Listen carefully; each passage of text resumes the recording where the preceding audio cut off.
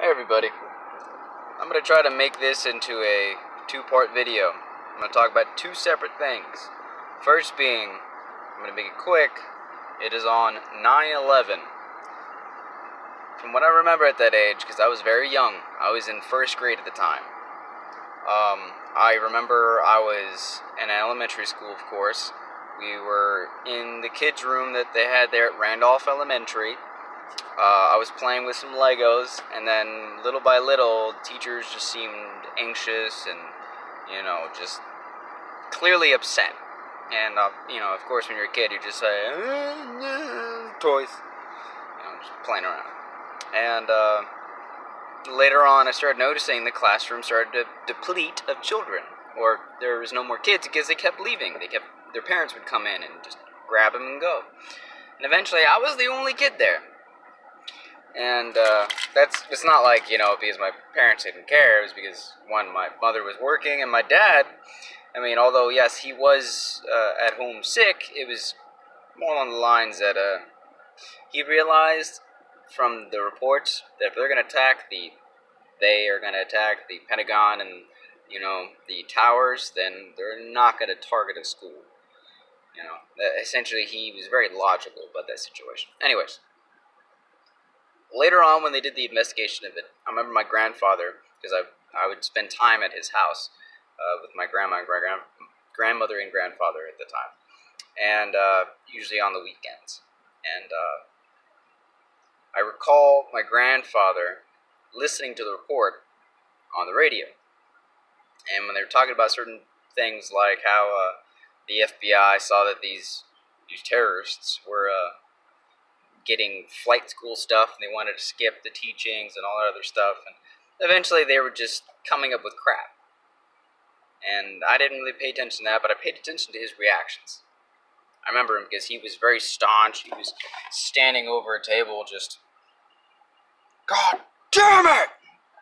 Never have heard this man curse except for that one time in my life. And I remember thereafter he said, "They did it again!" And he was just furious.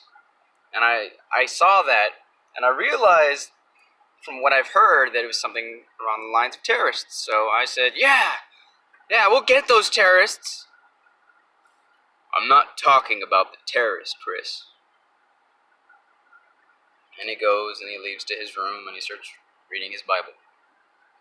So that's what I remember that time.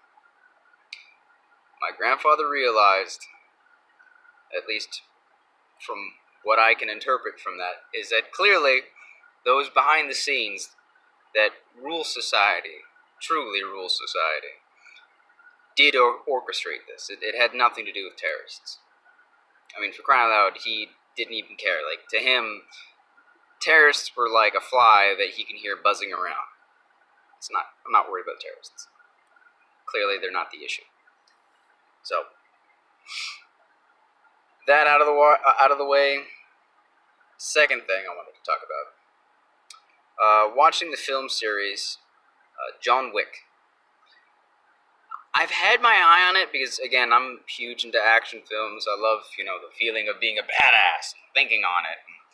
Anyways, it's an interesting film series. It's kind of just straightforward, just a whole lot of action, and vengeance, vengeance, vengeance. That's the entire thing. Part of me believes that most of it is bread and games. People want to see the elite suffer for the evil that they do, especially those who are able to puppet criminal societies. So it's to be like, oh, you want to see death of important people? Well, let's get a bunch of actors together. Here you go, fucking three-ring circus, yeah! It's just to sate people like me and you. We want to see bad people die and get hurt, so ta-da! But I've seen the third one. So I've seen 1, 2, and 3, and the third one I saw last night. I saw that with my wife. She passed out, and I continued to watch. After the third one, the other two started to make sense. They brought up Hassassins. They brought up several different things. High table. That's something else my grandfather mentioned. High table. Those are the people who sit above the billionaire mark. They're not even on the billionaire mark because they don't even need money. They can walk into a place and get what they want. It doesn't matter. Money is not a thing to them. It's all about status. Anyone who's under the table, those are the billionaires, and then the millionaires underneath them. So that's how that is. From what I noticed, however, each character plays a people. For example, in the third one, if you haven't seen it and you don't want any spoilers, spoiler alert! They have Japanese guys in there. So they have like these kind of like ninjas in a way. And these ninja guys, in my opinion, like the main head leader of their ninjas, in my opinion, represents Japan. John Wick represents America, or the American people. The Continental, the hotel, represents the United States. And, you know, obviously the guy in charge of the Continental represents the blue bloods, the aristocracy of the United States. You know, they've got more of a British overtone, as well as, you know, a little bit of a, you know, one of these things. So, the Continental says it all. Especially whenever in the film, they explain that the Continental decides it wants to fight the hierarchy, and the guy explains, oh, just a skirmish. So it's not really a fight, he's just causing an issue so he can maintain status where he is, instead of being flushed out. So, John Wick, representing the United States, is doing what he can to just stay up and stay alive. He's the most badass, everyone knows about him, and he's just trying to stay alive at this point because he is suffering left and right. And he's old, and everyone knows it. Everyone's looking at him like they're all waiting for him to go down. And anyone who's actually looking to take him down and kill him, like they're all like, yeah, you're getting old. Yeah, you're doing this. You know, like they're trying to. They realize that he's weak, and that he can die. So at this point, he's trying to just stay like a head over water. It has nothing to do with him losing spirit or focus. It's just him trying to stay alive. That's the United States. The ninja guy I mentioned earlier, that represents Japan. And I'm thinking this is more like around World War II area. Because there's a lot of points where the Japanese guy, the ninja guy ends up mentioning, oh, you know, we could have been friends. If I didn't have to come kill you, if this didn't happen, we could have been friends. And I think that was supposed to be noting that their honorable society plus our honorable society would have worked well together as allies. However, if anyone knows anything about history, we were nowhere near allies. And for obvious reasons. So, especially whenever he defeats the head of the ninjas, the guy I just mentioned, you know, he's just like, you know, he's got like a sword in him. He's just like, I'll be right there with you, John Wick. I'm gonna come for you. And it's just, John Wick looks back and is like, no, you're not. And of course, he walks off, and then the slow keel over, kind of like every samurai film, just, you know what I'm saying? That is supposed to represent the concept that Japan, or even the concept of the South, you know, when it comes to the United States, but in general, Japan, they could rise up. They want to rise up, but they don't have the strength anymore. They no longer have the industry. They no longer have the want or desire to fight back. They don't.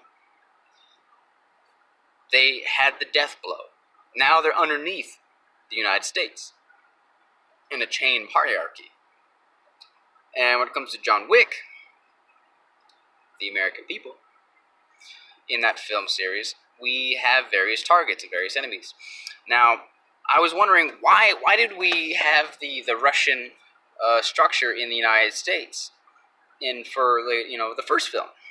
And it's simple. The wife who died is Liberty. She died of cancer. She's dead. She's long since dead. Liberty no longer exists in the United States. The puppy was supposed to be that remembrance. That's that dream, that hope, that desire of future and love and freedom in the future, which the Russian guy snaps a neck of. that, if you pay attention to criminal societies, the Russian networks are controlled by the networks. That's the point. They snapped that dream. They said, we don't want that dream. We don't care for it. We want them to die and just stay dead. But Americans, we're stubborn. We keep fighting. No matter what the odds are, we're going to keep fucking fighting. No matter what. And in the second film, I was wondering, like, why are we fighting these Italians? It's simple. The Rome, the Vatican. We were fighting the blue bloods that are still existed. And the whole concept is, we're going to show a little bit of the truth and mix it with illusion.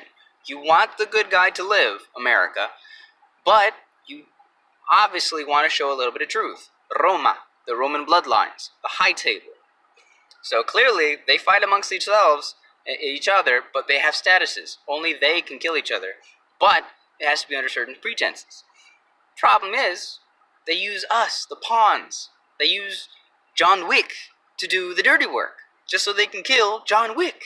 They can blame it on us. They use us to do their dirty work so they can get rid of us. See? 2 birds, 1 stone, 1 John Wick. Let's see, moving on. Third and final film. The main thing of that, John Wick wants to regain his status, just so he can continue to live his life. The high table wants him dead, because he's bit the hand that fed. The Continental is also trying to shake the system, mostly because they decided to side with John Wick at one point. So it's trying to show in a way that the oligarchs wanted to side with the United States. They wanted to hold on to it and maintain this power structure. But that's all they wanted, was the power structure. So they were willing to use us to get what they wanted so they can throw us away. So the oligarchs here in the United States were using us to fight their wars and the high table's battles so they can get rid of, 1, any competition they had, and 2, us. We are John Wick. The United States is John Wick. The American people is John Wick. Do you not see? So the whole point of that film is we get shafted in the end. Put it like this. Look at the hierarchy structure if you ever see the film. 1, Continental, the head of that guy, the head of that little hotel thing, which is in New York City. He is kind of a mixed-looking kind of guy. He has a British accent. He's got a little, Italian-looking skin. And he looks like he's got one of the kind of noses, if you feel me. So he's an amalgam of all the different cultures that went into ruling that area and that system. And the Continental being the representation of the United States. Now, then you have the king. The king of the bums. I don't remember what they're called, but the point is they're the guys on the very lower status. They are supposed to be the representation of the crime networks of the poor. That's why they had a black guy. They had, I can't remember that actor's name, but they had a black guy in charge of that. The reason why is, look at the rap structure. Look at the criminal structure.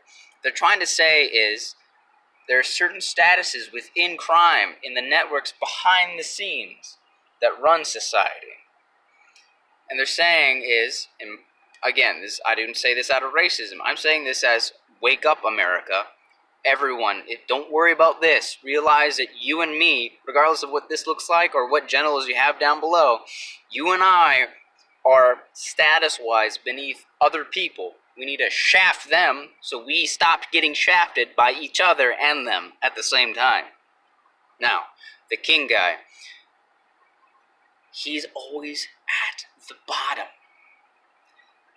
Who are the people who are always at the bottom of the United States? The minorities. The minorities have a whole bunch of crime networks. But guess what? They're always shafted. They're always shafted. And that's the reason why they're always there, at the beneath part. So at the end of that film, John Wick is thrusted out of the Continental. So he's supposed to be representation of, in my opinion, more middle class America. They're trying to get rid of that and throw him to the minorities. Minorities are going to be the only people that we can try to side with in order to fuck the high table. But that's the purpose of division, of racial division in our country right now, is to keep that from happening. They realized that we could side with him and easily shaft the fucking high table. But to defeat that, look around. How many things are they talking about, racist this, racist that, fucking white supremacy this, white supremacy that, trying to, even with white people, they're trying to feed them the fear of blacks and gangs and, all kinds of things of that nature. Like, they're trying to find anywhere where they can see minorities legitimately beating up on white people and then showing that and be like, look, fear the black neighborhoods, fear black people, fear them. Divide and conquer. That's the whole point of that. So, long story short, me bringing up the John Wick series, it is an action-packed, bread and games. Feed you what you want to see. You want to see the high table suffer, and therefore they give you an illusion of that. 2, they have the sense of trying to drip truth into there, mentioning the Hassassins. Alright? So that, the concept of the Assassins, of the Templars. The whole point are the power structures that exist behind the scenes that are held by other people. Hassassins plagued on the Silk Road. The reason why they're bringing them back up is because the Silk Road is being rebuilt. The Hassassins still exist, but in a different form, with different names. Just like when it comes to Templars, they use different names in other groups in order to maintain who and what they are. So, truth, bread and games, and, of course, in my opinion at least, division. If you look at everything in there, none of the darker-skinned individuals were in high positions of power. Even Halle Berry, which I think that's the actress, I could be wrong, but the female actress that's as badass in it, they make her pale. Really pale. Like, part of me is just thinking to myself, like, I'm pretty sure she's been darker than that before. The point I'm trying to make here is they're trying to make a form of division. Continental had the black guy in there. He's at a high status underneath the Italian-looking dude. When it came to the king, yeah, he's the king of the low, but he's black. See? He's still beneath a bunch of people. Alright? The only people that had the really high, upper-class society were the paler-skinned ones. And they showed one person who was considered the elder one, which I've been getting a lot of references of this elder one being brought up. I think that's more along the lines, because, they brought up the dog star. I think they're talking about Satan. Satan is the dog star. He is the elder one. The one that keeps all of them together. They bring him into play, and they put him as a Middle Eastern. Why? Because we're still fighting the Middle East. They want us to fight Iran. So they take a guy that looks a little like he's Iranian, just in general, a Middle Eastern. So again, we have that, oh yeah, we're going to pin the hate. We want the hate. We want to hate the high table. And who's the only person that shows that is of the high table? Middle Eastern dude. Okay? Again, this is just my thoughts here. So, long story short, John Wick is the United States. And the high table are those in the power structure above us, status-wise. This film is to sate us in our desires to want to be free, and this is to maintain what they have. But the truth being, at the end of that film, they're going to throw us away. So any of those out there who think, fucking, yeah, these people of Israel are they're gonna safeguard us. They're gonna be alright. No, they're not. They're gonna right out the fucking window, right down into the dumpster, just like they did to the civil rights movement. Whole point of that, division. Whole point of that was to give one part of society the feeling like they're, we gotta fight against the man, and the other guys are just like, we gotta fight against crime. So we're butting heads all the time. Whew. Check it out. I love you all. God bless. Good luck to you all. Stay safe.